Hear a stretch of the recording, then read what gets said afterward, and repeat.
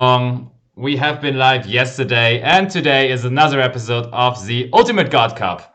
Hello to my lovely commentator buddy Leonard Koenig, as always. Thanks for being here with me in Hi. the good and in the bad times. That's true. And Um, yeah, go ahead. the players have already started as we're quite behind in time. Oh, So why don't we do the introduction while seeing the players play? absolutely. So we already see the two team logos, and today we have Gravity Card Gaming versus United Gosus, and at the bottom you have Julio Valls for Team United Gosus playing his signature deck, I would say, right? He's playing a lot of Salomon Grade. I've seen him with a Yep. lot of Salomon Grade deck profiles, to be honest. He topped Euros as well. He's quite good at the deck. Um, Maybe we should elaborate as to why we weren't live. We always try to go live at 9:15. Yep, that's true. That sometimes is a problem because players are late. Yeah. Well, True. as sometimes we have technical difficulties. Of But course, most of of the course. times, We don't want to deny that. Surely there have been yeah, times where we were the issue, but this season, like nearly every time, we weren't the issue. Sadly, people, our players have just not been too kind with us and actually kind of wasted our time from some point. So if you guys hear that, please make sure to be on time in the future because yeah, everybody, including us and the viewers, is not really happy to just wait for your matches. indeed. This is why table 3 at this matchup is already 1-0 for Gravity Card Gaming, as we had to issue a game loss due to tardiness. This is basically where I was going with this hateful introduction. Yeah, just for explanation, right. So at table 3, we have Giovanni Pepe already leading 1-0 versus Nicolas Vera because of that issue you just explained. Yeah, and here we see Ghost Bell coming down for our player from Gravity Card Gaming, Stefano. And he has multiple hand traps. He has Ghost Bell and Impermanence. Ay, ay, ay. This is a really unsatisfying point for both players. I mean, Julio couldn't get his combo off, but he has two back rows all, still. all the effects were like really free, and he just got kind of interrupted in his engine. And now he could still easily play. He has Sunlight Wolf on the field, Jack Jaguar. His opponent basically just lost 2 cards in his hand. Yeah. Do you agree on impermanencing the Sunlight Wolf there, actually? Because Yeah, I think there's no target to be actually taken back to the hand with the spell trap adding effect. yeah, but I mean, since Gazella's at 1, you can't access it with Stelio once it's in the graveyard, and next turn he won't have any access to it unless he top decks Will of the Salamangreat. Yeah. So That's true. That's true. I do agree because it usually seemed to be very bad to actually do it this way. Like back in the day when Salamangreat had triple Gazelle, that always was like, yeah, you either impermanence the Gazelle or you impermanence the Stelio. But you think that changed in general now? yeah, I think that if you can stop your opponent from accessing Gazelle with Sunlight Wolf, I mean, after you've already stopped the summon of the Stelio, then this will actually stop your Salamangreat opponent a lot. Wow, he just said 3 cards. So, I mean, this does not look good for a striker, but I mean, there is a high chance of us seeing there can only be one. Yep, so, and that card can be crucial for Salamangreat. There it is. Do we see Raw or Rage? Okay, we see Raw. Yes, Raw. And, I mean, if he has Rage as well, that's already a blowout. Then we can already go to game 2, I guess. I mean, now you're just going to eat Leo, right? You should. Because you can go into Balings first and add back the Gazelle. Then you can attempt to, like, slowly but surely get rid of every card. Oh, wow. Okay. Does he want to take the... Yes, triple. He only has 2 spells. Oof. He just negates the effect to add to Roar. Okay. I think it's not a winning play. Not really, no. So, seems like Julio is asking for a response. Oh, oh no, he's taking it back. Also interesting.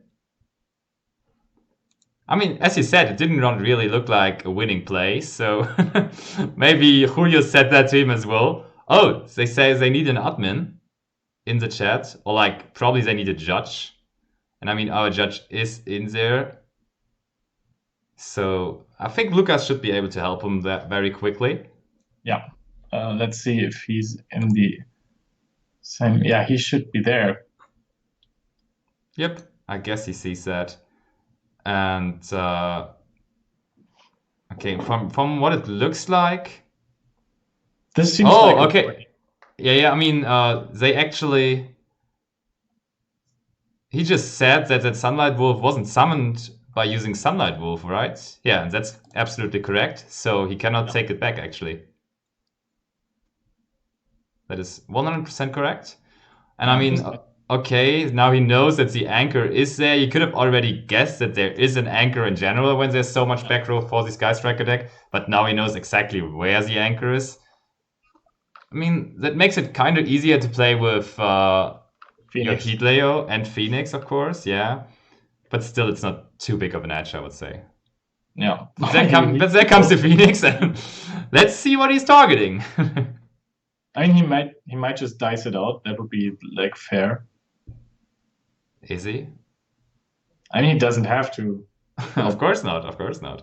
That would be better sportsmanship. Oh, it looks like he targeted something different. Maybe he just actually did not want to target this card.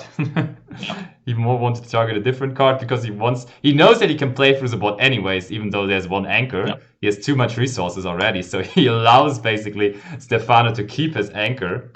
Oh, and he can also draw. It may have still been good to actually anchor that. I mean, with this, you can get rid of the Jaguar, and you can now use Anchor Take. Right, you can Anchor Take now. Yeah, you're right. You're right. That's true. Anchor Take sounds pretty reasonable. I mean, he's out of Jaguar, and he used Desires. If Stefano would have been able to play with, let's say, Ray, he would be in a pretty decent spot, but this rather looks like he only has bad cards and he can't play any of it. So, it does. The pain of rigging with Sky Striker. No Ray, no Bay is always a harsh feeling. This deck can be so consistent, but there are hands where you just can simply not play with the deck, and it's just really, really unfortunate. Heat Leo in the main monster zone co-linked with Sunlight Wolf is amazing. Yeah, if you just can do it, why not doing it? Oh, and he has double Shark Cannon, which actually usually is a good thing for the Salamangreat matchup, but in this particular case, when you have no access to any other monsters, it is really hard. Oh, but now his opponent might struggle to actually destroy that Phoenix in battle, because it cannot be destroyed by battle anymore. Okay, but he just will go into the other extra monster zone, so that's not an issue anymore. Hello. There's another Sunlight Wolf. Sorry, Heat Leo.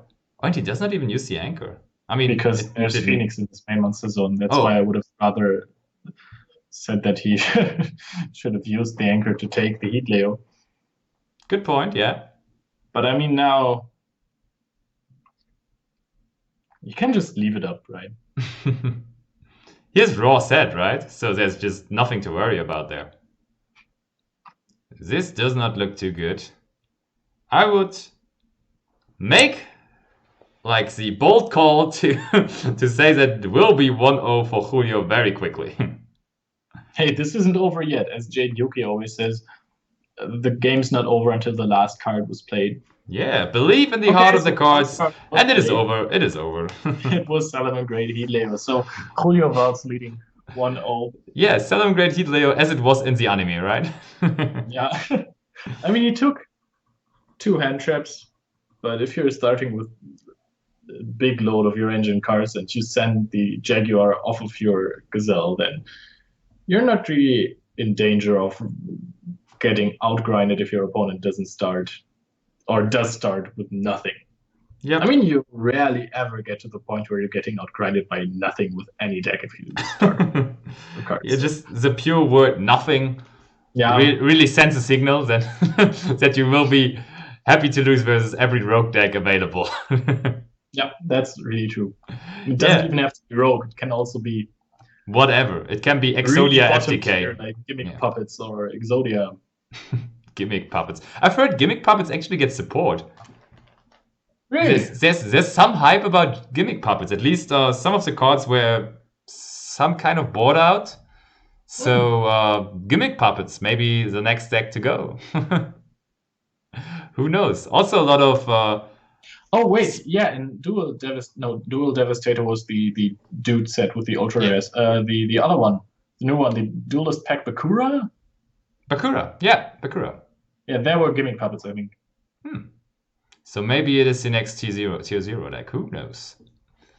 Who knows, my friend? Gimmick puppets always. I mean, they look kind of funny, so why not? That's an argument. Yeah, definitely. Like, oh, he has engaged. Hello. Yeah, that looks much better for him. Yep. But I mean, after sighting, Sky Striker is much weaker than in Game 1. Why though? Because you have one multi-roll and your opponent has 3 Twin Twisters.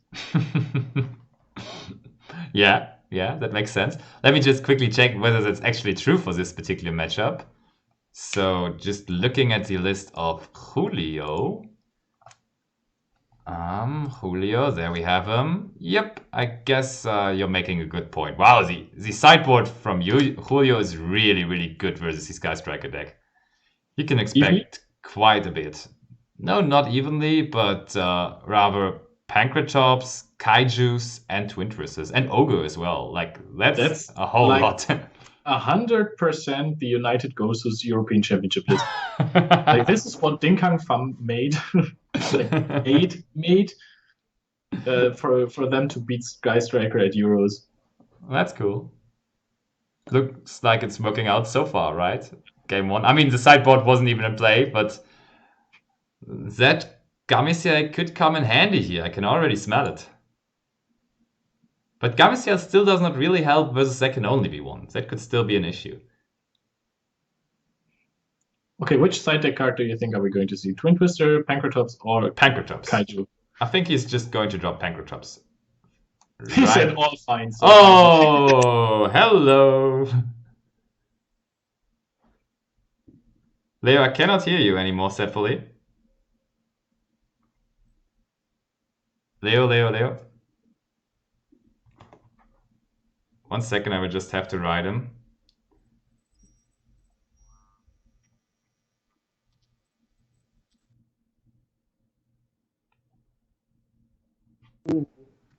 Okay, now you're back. Really? Yeah, you were gone for a second. Yeah, I just used the microphone that... I now use the microphone that didn't work before when we were trying to fix an issue. Oh, cool.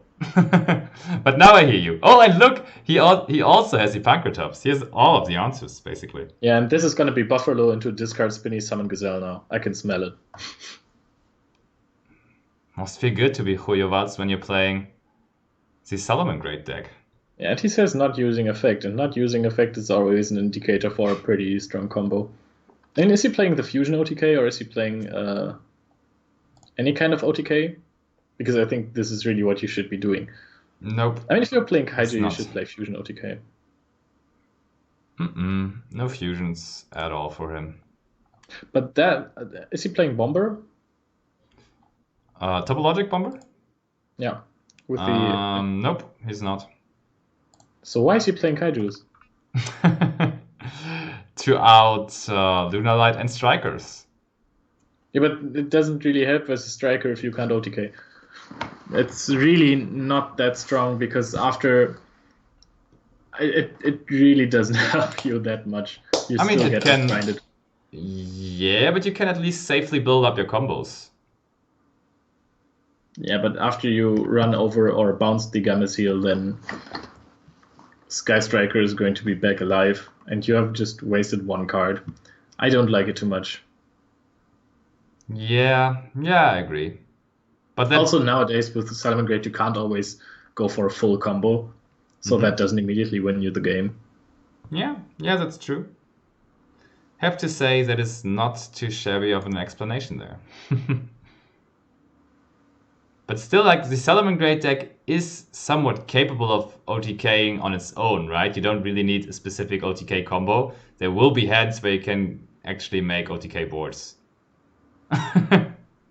Really?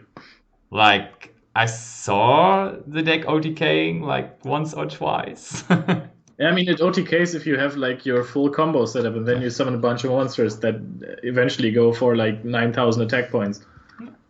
Right, it's just That's usually not- a lot of monsters just going along. Oh, and there's mining. But even if he searches there's for no possible. Gazelner, Like on an empty board, you can only OTK with fusion, and that's 8,100 damage, I think. okay. Now we know that. That is noted. Because I may consider playing Salamangreat as well. We just talked about playing Salamangreat before the stream started, because we had some extra time, as explained. And yeah, I'm actually like playing, like in my mind, I have that feeling that I should be playing Salamangreat. I don't really know why, but something in my heart says me that I have to play it. And like my rational mind just says don't do it because it loses to Nibiru and it loses to everything else basically. And yeah, still there is a strong sign in my head that I should do it. I mean, Julio is so far ahead in this game right now. I mean, he plays Pancratops and Gameciel. Those are cards. I mean, especially Pancratops I would go as far and call it Orcus format. Okay. Yeah, that's definitely fair. Orcus format. Gameciel is okay. I mean, it outs Galatea. Versus Luna Orcus, you have to face down a Dweller like a lot. Yeah. Pancratops does not do anything versus Dingirsu. Yeah.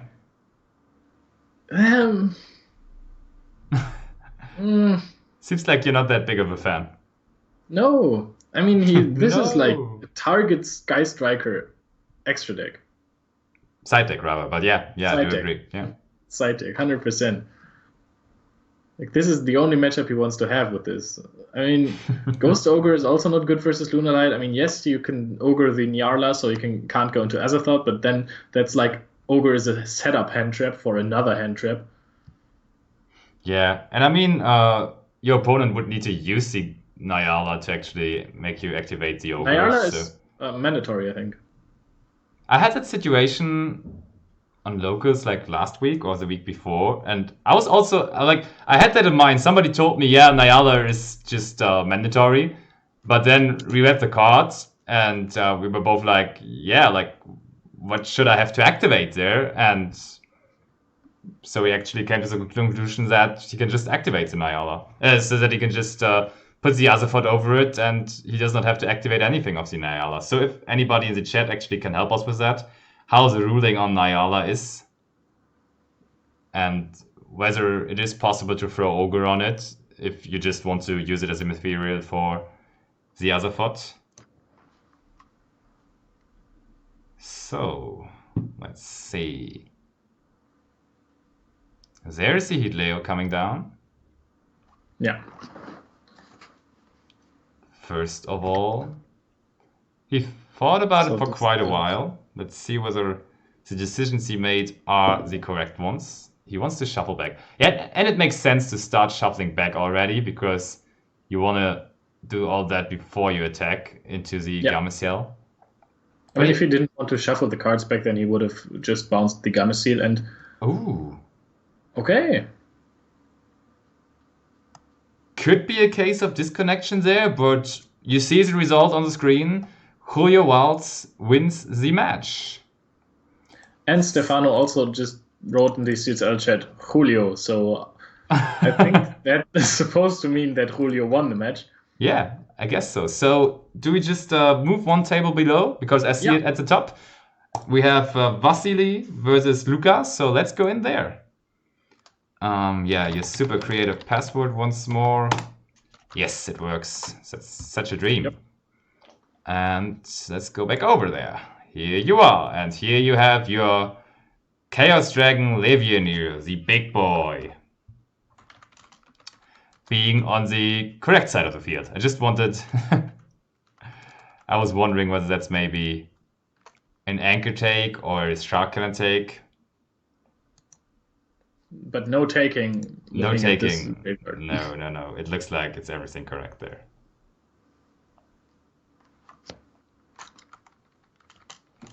So, Hayate, that actually does not look like it's still game one, right? Because they would have taken quite a while for that game to actually be Yeah. at that state right now. There would be a player that does not know how to play Sky Striker at all, and somebody that just does nothing with the Danger Thunder deck there. And I can tell you these guys are capable of doing something with their decks. So Why is there a Hayate and not a Shizuku? that's actually a very, very good question. By looking at the grave from Vasily, That sounds like engage at Ray, normal summon Ray, make Kagari, add engage, go Shizuku, add another engaged, and try to win with traps or the anchor that you hard do. yeah. Do you think that's a good way? I mean, sometimes it's the only way if you just have traps and hand traps and Yeah. one Yeah. engage. Yeah, Okay, and true. Vasily is actually one game down right here. Oh, so he's facing the loss already, and his opponent is about to make Colossus. Yeah, and this looks like good job for him. This looks like a lot more than just a Colossus. I mean, it doesn't really look like a lot more, but he hasn't used any kind of Guardian cards, so there could be more coming. Yep, that's true. So it is 2-0 for Julio Valls. So United Gosus is leading right there. But as you say, Vasily being down 1-0 could change that a bit. He could equal. Or Vasily losing could mean that Luca Pico Lella, who's the opponent of him, is equaling the score.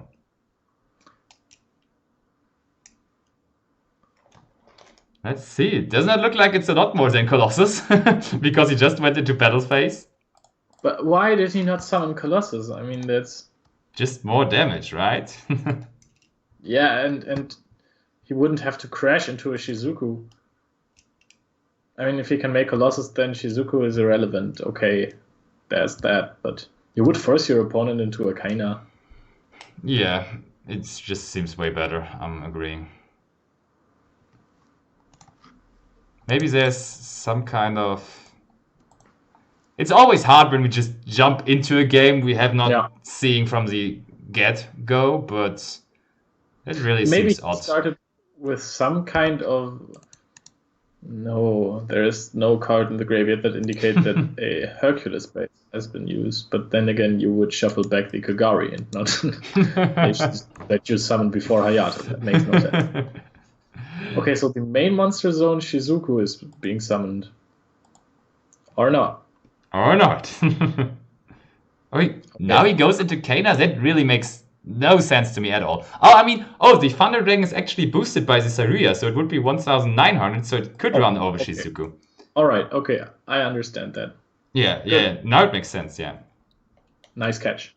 Yeah, thank you. And now, yeah, that was actually well played, because now the Kaina had to be used on the main monster zone Thunder Dragon. That wasn't too bad. That was good execution, actually.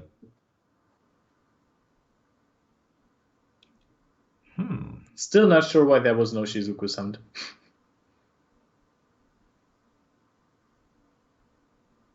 So... Not really, no. It seems weird, definitely. Yeah, let's just read the chat real quickly. Maybe they can hear us.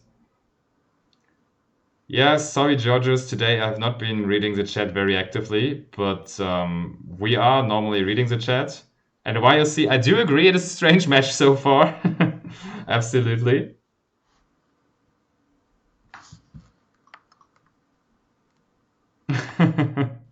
And Georgios says he likes our German accents. Thanks a lot.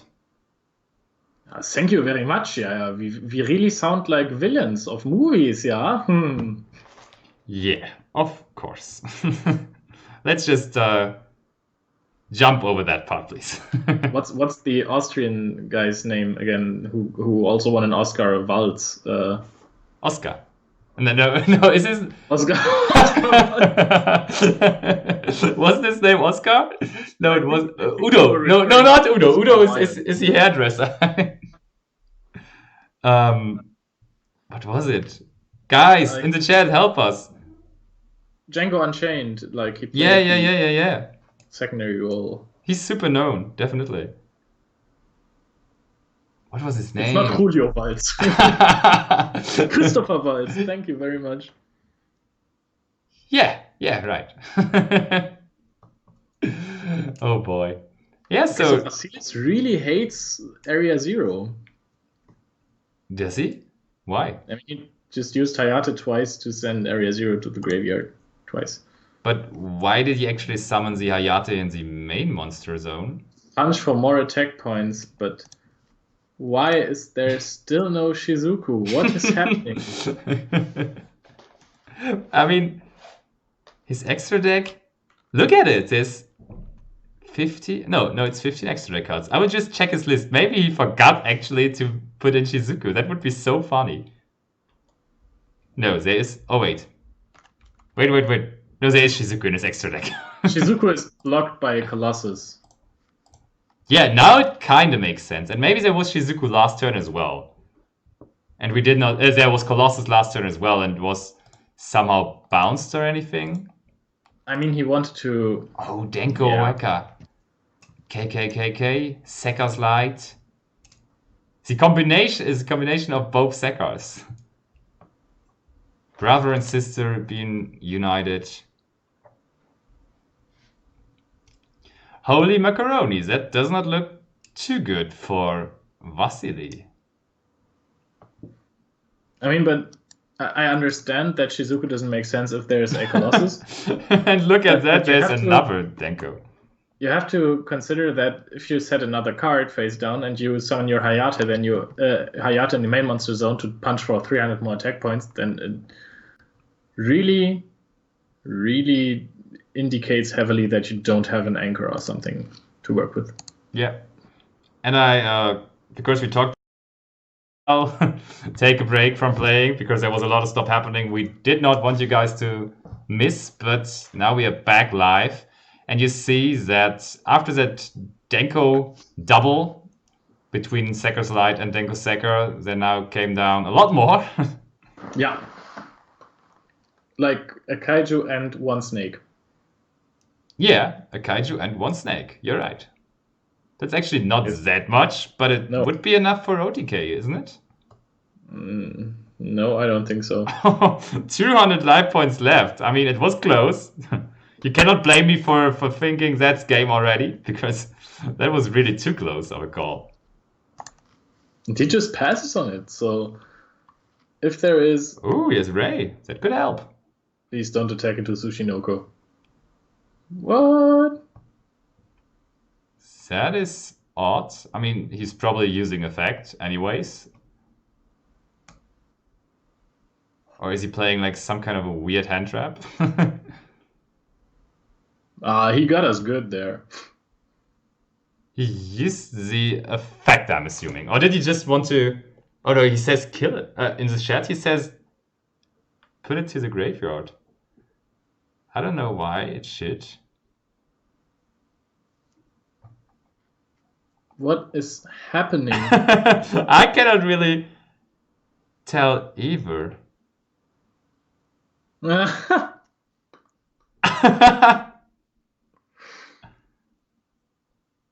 So he... Oh, no, please.